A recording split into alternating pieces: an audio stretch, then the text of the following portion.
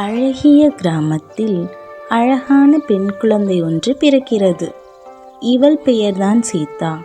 சீதா மிகவும் மென்மையானவள், இனிமையானவள், அனைவருக்கும் உதவும் மனப்பான்மை படைத்தவள்.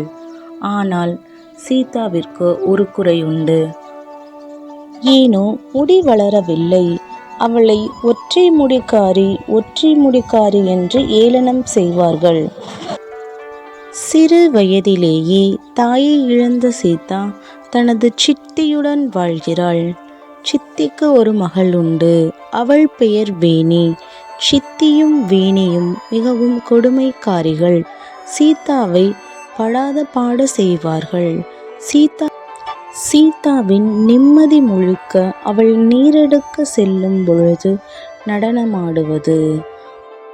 சீதாவின் நடனத்தில் மயங்கி ராம் அவளை காதலித்தான்.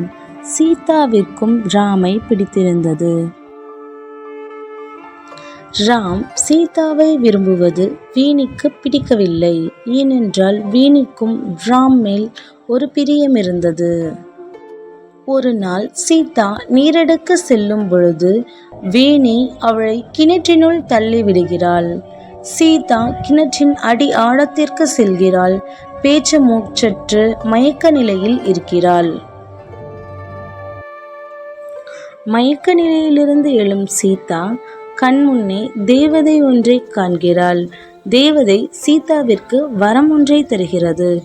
6 அடி நீளமுடைய அழகிய வசீகரமான பெண்ணாக மாறுவாயாக.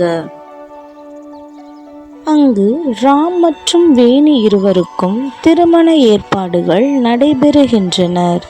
சீதா அழகிய உருவத்துடன் வருவதை பார்த்த வேணிக்கோ அது பிடிக்கவில்லை. எனவே சீதாவை தள்ளி விடுகிறாள்.